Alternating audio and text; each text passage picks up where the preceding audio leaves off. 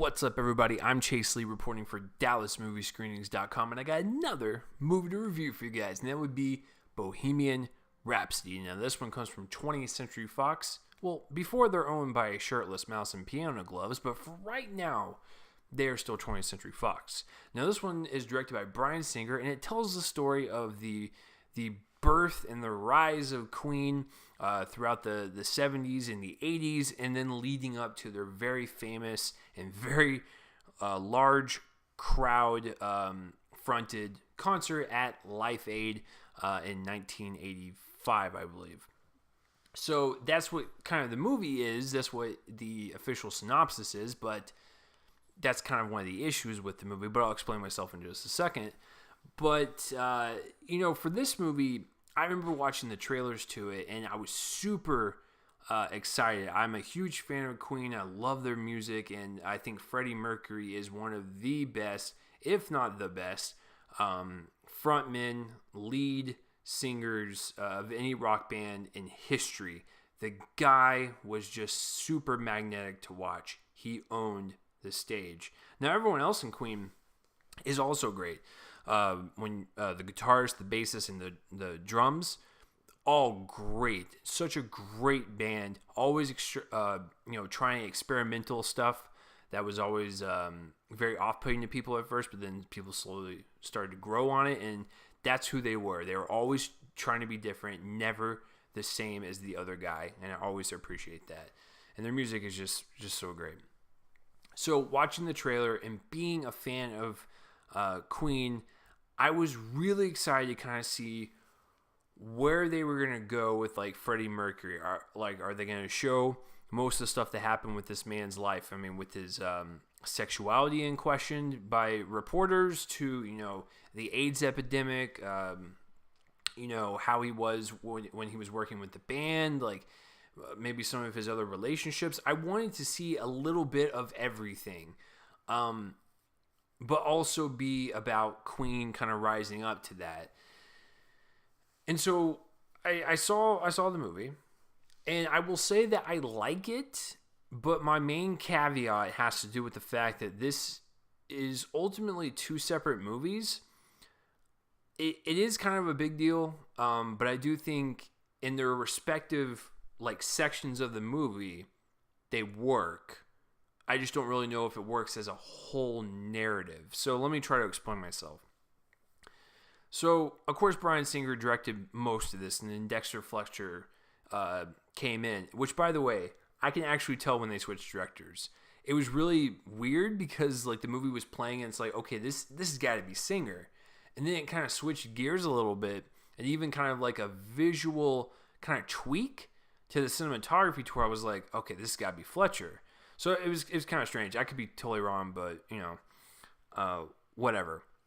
So I thought the overall direction of the movie was solid. It's not like anything that's groundbreaking in the biopic genre. Yes, this movie kind of does play it a little safe, a little paint by the numbers, but I thought it was executed in a way where it was exciting in parts, but also really kind of heartfelt in parts. I thought there was a nice balance of visual tone and, just the overall, feel of the movie. I thought what the directors were trying to go for, I thought they nailed.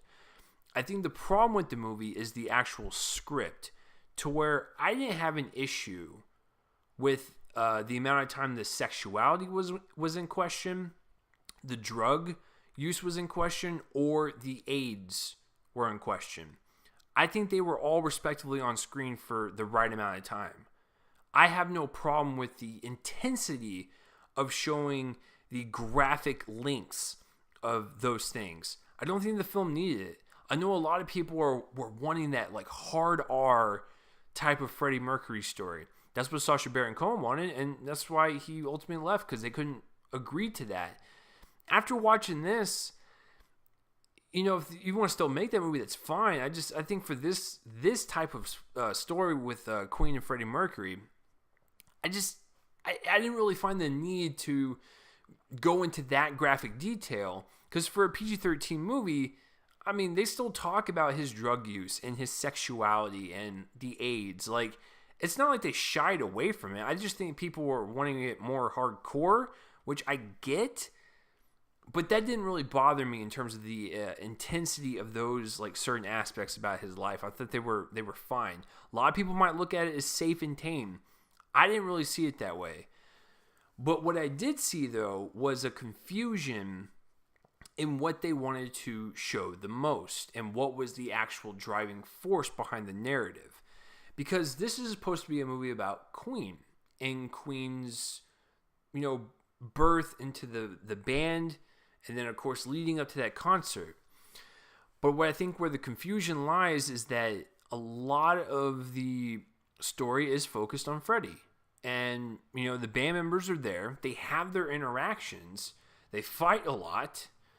But they primarily show Freddie and his struggles and his demons. And, they may have not explored his demons quite enough in the drug department. But, once again, didn't really bother me that much. They could have done a little better job developing that.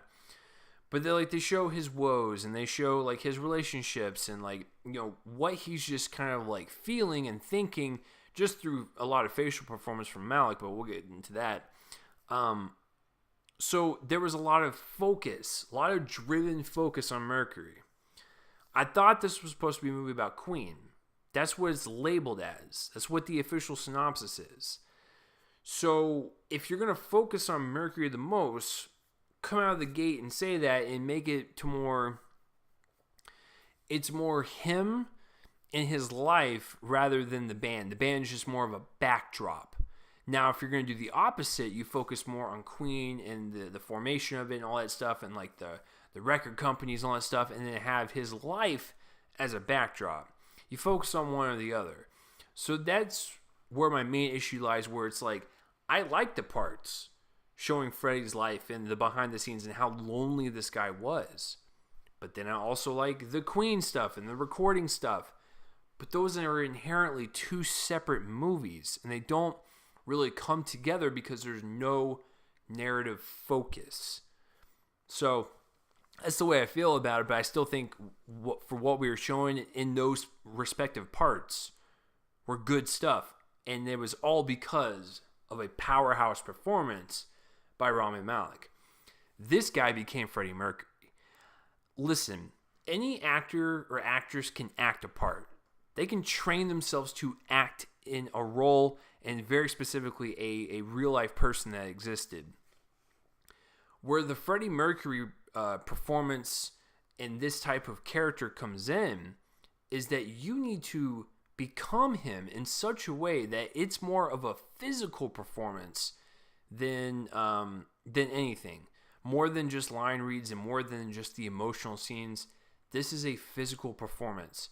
Freddie Mercury was a demanding person on stage.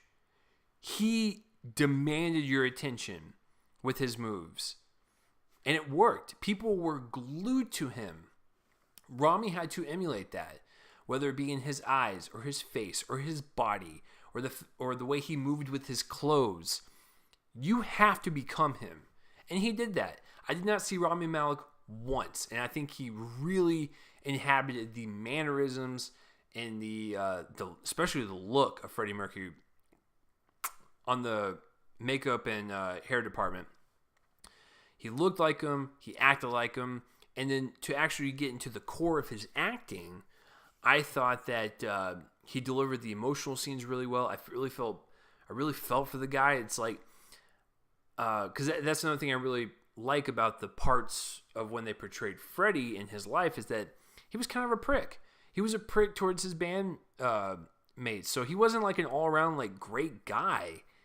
Like sometimes he was egotistical. But at the same time, even when you can look aside some of those flaws, he's still a human being. He's still got soul to him. There's a lot going on underneath that he doesn't like expressing to people, or when he tries to do that, they shut him down. The guy honestly didn't really have any friends in this movie. It was just more of like, yeah, people loved him, but he was always alone. Whether it be in his relationships, or his band, or his friends, the guy was never satisfied. and there was a lot of demons that he was fighting with internally, which led him into the kind of drug use, and of course, getting struck with AIDS. Just it's really sad to think about, but there was a lot going on, and so Rami was able to emulate that. He was able to make us feel the weight of his loneliness, and we could see it in his eyes, and we could see it in his face, and just the way he moved, and the fact that, like, when he was on stage in the movie, he was super into it. He was electric. He was energetic. And then the more reserved scenes were just like the rock star facade was gone. You saw Freddie. And so he was able to perform that to such a degree that, once again, I did not see Rami Malek. I saw Freddie Mercury. And then just to cap off with the performances, everyone else does fantastic. It's a great supporting cast. Even Mike Myers shows up. I'm not going to tell you where, but he shows up. And it caught me off guard when I saw his name in the credits. I was like, oh, okay, I guess Mike Myers is in this. In that whole 20-minute sequence at the end when they're actually at the concert is spectacular. You felt the size of the crowd. You felt the performance actually happening on stage. The fact that, like, Rami Malek and the other gentlemen that were portraying Queen in this movie could make it feel like this is a real band and we're watching, like, real life people play an instrument and sing was a testament to their acting. And so that whole 20-minute sequence is something to behold. And the fact that, like, in the movie, because I don't think this happened in Freddie's real life because of the time frame, but for the movie's purpose and the fictional story that they told, it was kind of poetic knowing that was one of his last concerts, and so it was just a fitting end, and it was on such a massive scale, and you felt like you were a part of this giant epic event that would go down in history. And it's just the way Rami moved and the way everyone else moved on stage and the way the crowd was reacting. It felt like a real breathable concert. Without its flaws, some of the green screen work, little sketchy, just a little bit, where you could definitely tell it was like a green screen. But other than that, I thought the shots, most of the shots were fluid and really meshed in well with the live action stuff. And then, of course, you got to talk about the music. The soundtrack's great. I mean, it's Queen. If you've never listened to Queen, I don't know what to tell you. The music is great. It just propels the scenes and just makes them more exciting. And I really enjoyed that. I wish it was a movie that was focused on one thing or the other instead of trying to mixing the two. Because if you're going to tout your movie as this is a movie about Queen, it needs to be about Queen with Freddie Mercury's life as a backdrop. Now, if you want to focus on Freddie Mercury and have Queen as a backdrop, you do that. But they had the mix. And, for a over 2 hour and 10-minute runtime, that can seem very frustrating to people. And I can see a lot of people hating this movie. I thought, for the time frame or the time limit on this movie is that it didn't really bother me because I was enjoying myself, even though I subconsciously knew these was two separate movies. But the performance was so magnetic on screen that I didn't think about that stuff until after the movie because I was just so in the moment because the movie was delivered on such a great scale, technically and, story-wise, like emotionally. I felt like there were a lot of great moments in there to where I can't bash this like some people. So I'm going to give Bohemian Rhapsody a B-. I would have given it a solid B or a B+, but I think with the narrative focal issue, it's more of a minus for me. But I think it will always stay in the B range because Rami Malek is that good. So what do you guys think of Bohemian Rhapsody? Maybe I'm just crazy. Please let me know down below what you thought. If you hated it, I would love to know like why. I guess I'm just not really seeing the vitriol that this thing is getting. So please let me know. If you loved it, please let me know as well. Maybe I'm crazy on both ends. So That will do it for this review, guys. I'm Chase Lee reporting for DallasMovieScreenings.com, and tune in next time for whatever I review. Next, I will see you guys later.